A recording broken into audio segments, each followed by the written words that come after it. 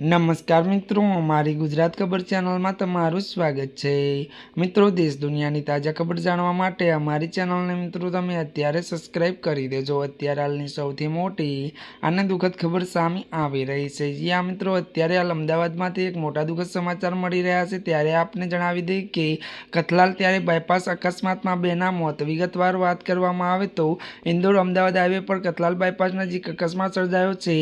મળતી વિગતો અનુસાર જણાવી દઈએ કે અકસ્માતમાં બે લોકોના મોત નિપજ્યા છે। હાઈવે પર ત્યારે આઈસર ટ્રક દ્વારા ઓટો રિક્ષાની ટક્કર મારવામાં આવી હતી। મળતી વિગતો અનુસાર વધુ વાત કરીએ તો જો કે જે કારણે રિક્ષામાં સવાર બે લોકોના મોત નિપજ્યા છે।